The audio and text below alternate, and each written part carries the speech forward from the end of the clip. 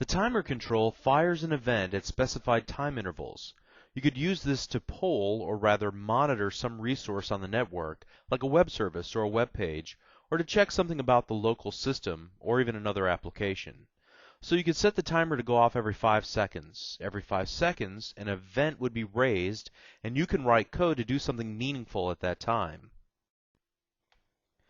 It's important to note that there are two timer controls. The first timer control, the one that appears by default in your toolbox, uses the system.windows.forms.timer class under the hood. There's another timer that utilizes the system.timers.timer class under the hood.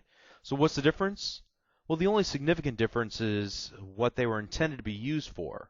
The Windows.Forms.Timer version, the one you get by default in your toolbox, is only accurate to about 55 milliseconds, which is about 1/20th of a second.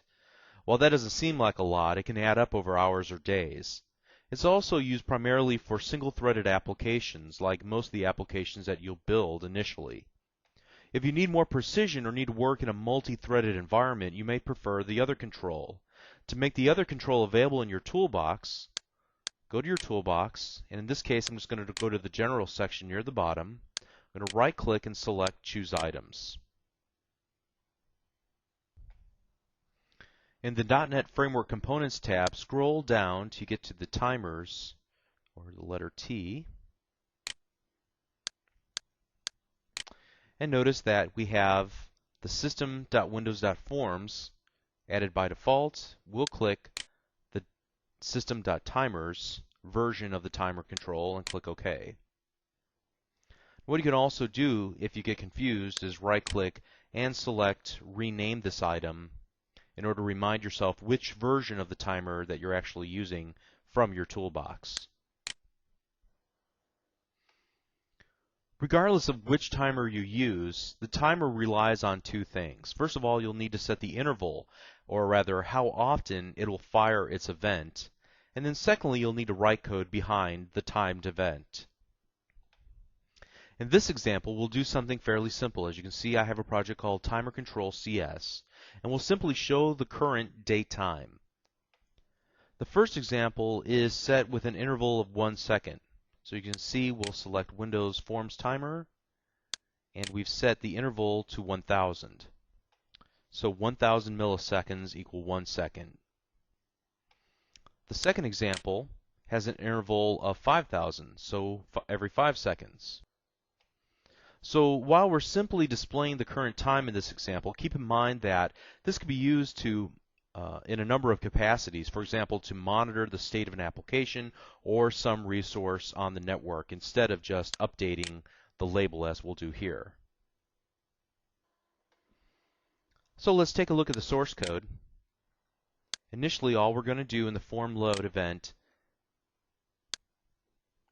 is to set both the system timer label and the WinForm timer label. In other words, these two labels here.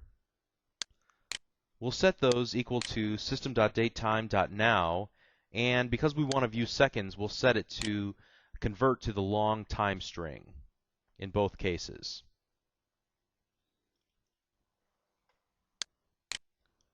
Whenever the user clicks the start clock, we'll set the enabled property of the Windows Forms timer equal to true. This will begin its countdown. And each time that a second ticks off, because we set the interval equal to 1000, each time that that occurs, it will raise an event called the tick event.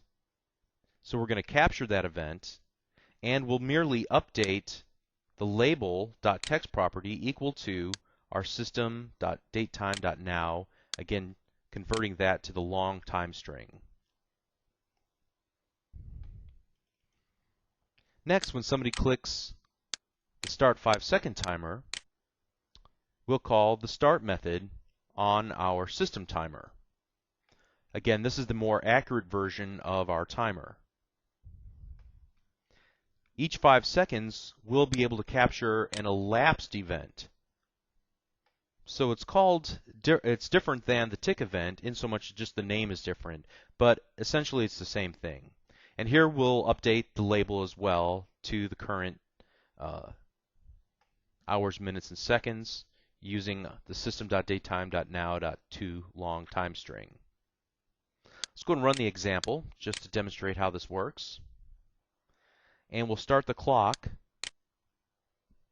And this is now using the windows.forms.timer. You see that every 1 second it elapses. And here we're going to start the 5-second timer. And you'll notice every 5 seconds it begins.